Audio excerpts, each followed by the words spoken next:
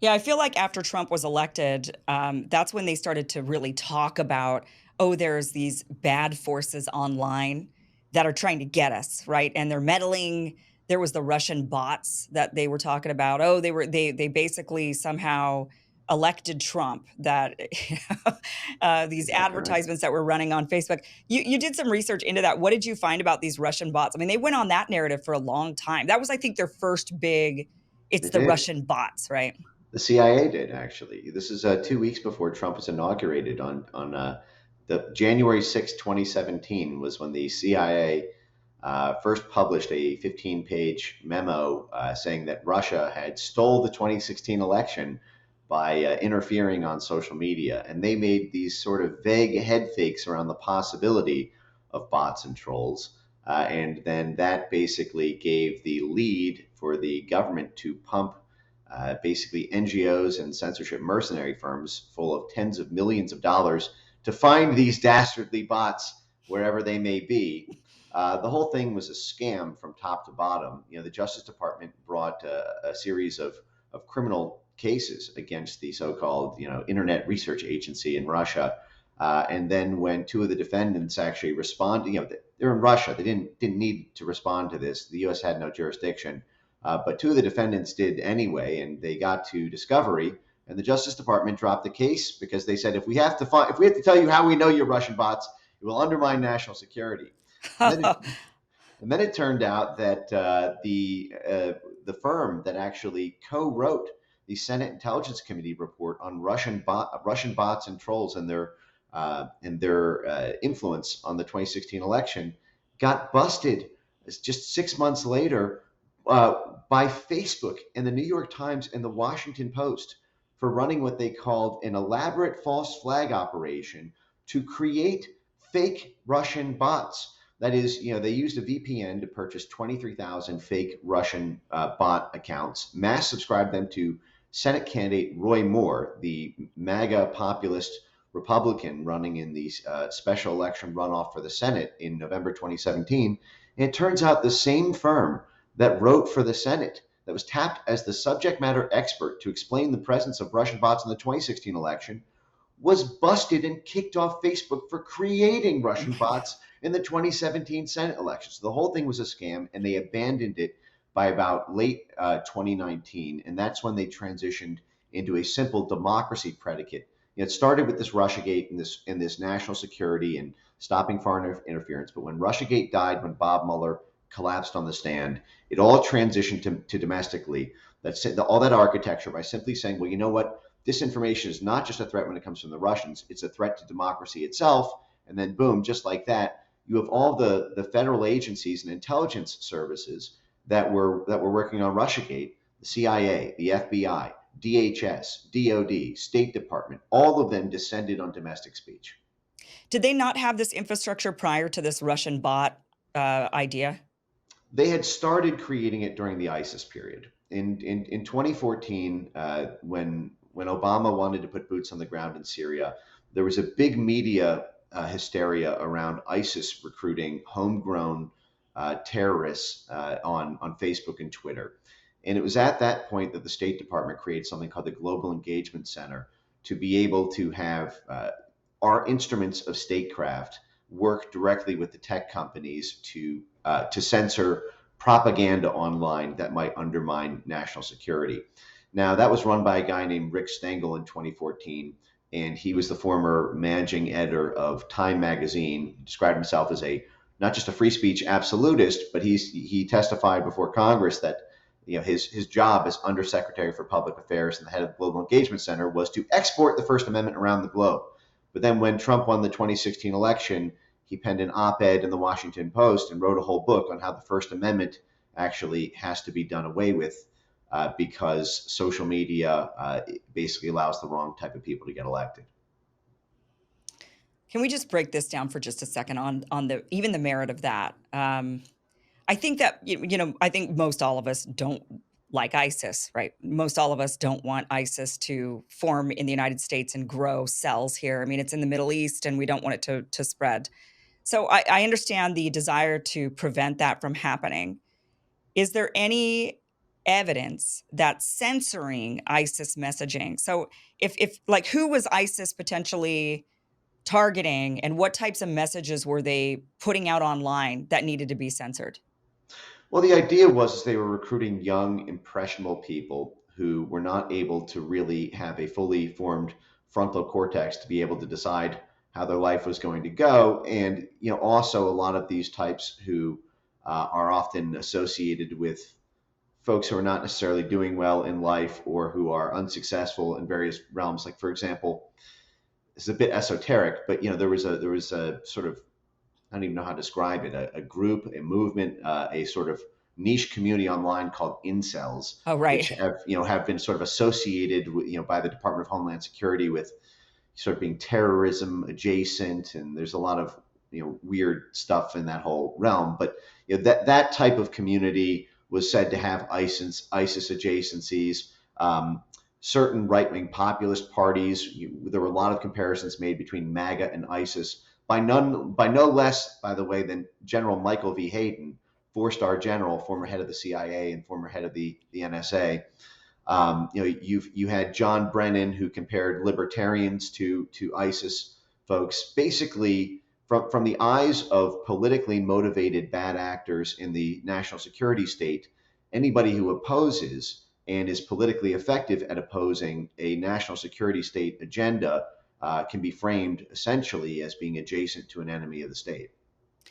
Right, right. So, which and we've seen that explode, right? We've seen them now kind of categorize a bunch of people as domestic terrorists, potentially enemies of the state. But back in 2014, when they were just saying that they were trying to target ISIS and they were going after these and incels, by the way, just so that the people that don't know, isn't that a group of men? What does the incel stand for? Isn't it something like, I think it's involuntary celibate. And right, what the FBI would do to some of these people who were getting recruited by FBI dangle bait. What they would do is uh, they would infiltrate these hashtags. The FBI would, and the DHS would, and they would basically catfish people. And some of these, there's a great book called Terror Factory,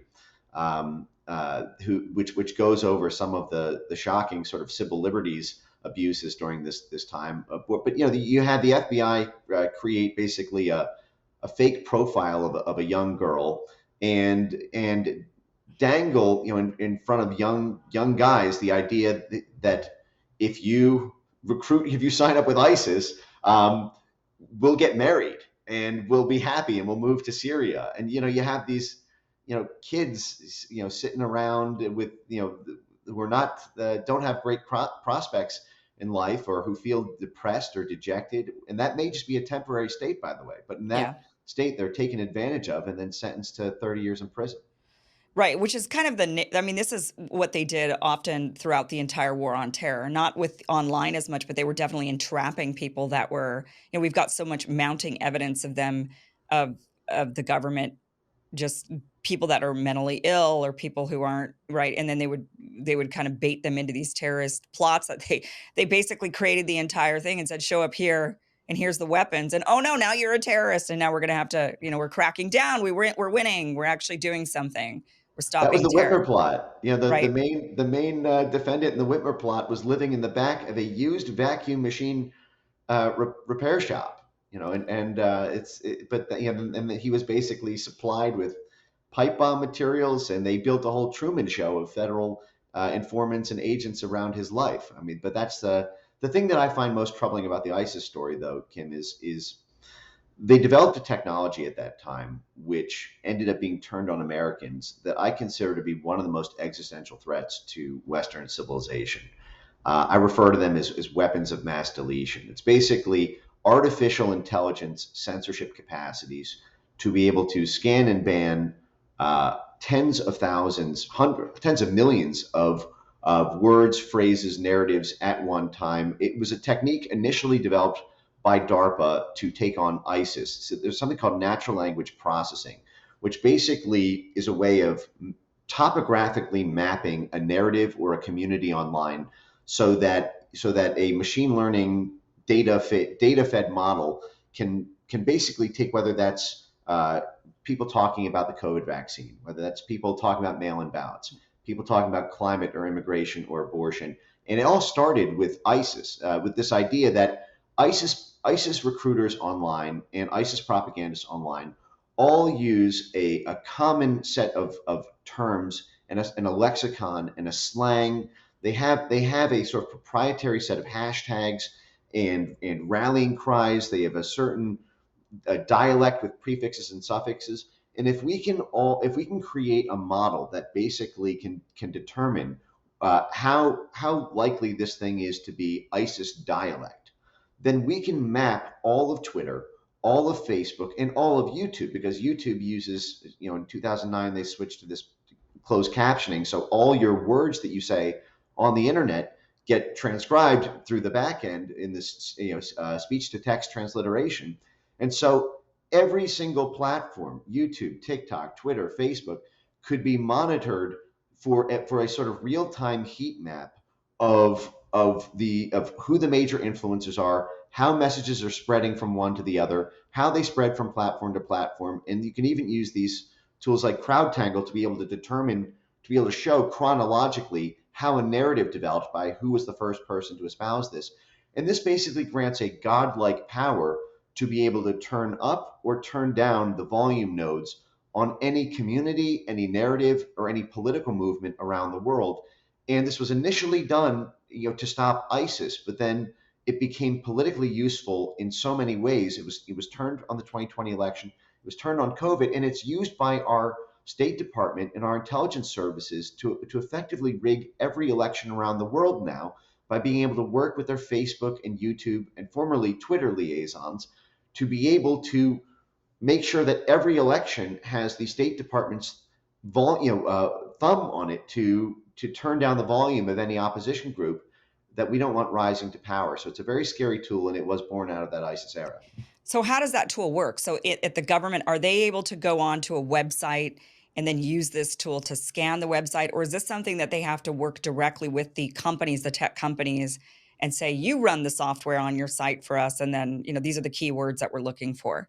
Like, who runs it? Yeah, so these are third-party developers who created this with government funding at the outset from 2014 to 2016. Then it became a massive multi-billion-dollar industry to the field of sort of AI, automated, machine learning, natural language processing, content moderation tools. Now, some of this was required because after government laws in Europe required AI, automated content moderation tools to deal with hate speech, it became a captive market. That is, every major tech company had to purchase some form of AI censorship superweapon. And then the intelligence services and our federal government agencies basically pressured them to turn it against various domestic causes. As I mentioned, the 2020 election and the COVID-19 pandemic are by far the two biggest cases of this. For example, there's a group called the Election Integrity Partnership, which was the domestic disinformation flagger of DHS. They were formerly partnered with the Department of Homeland Security in order to censor anybody who opposed mail-in ballots 7 months before the 2020 election happened. And they were able to classify 22 million tweets in that period as misinformation. You can't do that manually. That's all done through these confidence intervals with how likely your or my speech is to hit a tripwire that we are undermining public faith and confidence in in a narrative the government wants to preserve. And what's scarier than that is they've moved into this thing called malinformation, which is a larger subset than mis or disinformation. The idea of misinformation is you're wrong, but you didn't know it. Disinformation is you were wrong and you knew it, so it was sort of bad faith. And then malinformation is you are factually correct, but your framing is misleading. So if you cite government data to oppose a government policy, you are committing malinformation, and a whole cottage industry has cropped up. It's hard for me to even describe at one go how huge this industry is, because there are dozens, and at one time there were hundreds in competition of censorship mercenary firms, all competing for huge pools of government and donor dollars to be able to create basically the ultimate AI censorship Death Star weapon. And part of this involves mapping out specific claims. So what they did with COVID, for example, is they took 66, this group called the Virality Project, which was also partnered with DHS, took 66 distinct claims about COVID, everything from COVID origins to conspiracy theories about Tony Fauci to ideas that the vaccine might not have high efficacy to the inefficacy of lockdowns or mandates. And they took these component claims and then made machine readable scan and ban AI censorship scripts for the tech companies to be able to basically load into their own algorithms to be able to censor this at scale.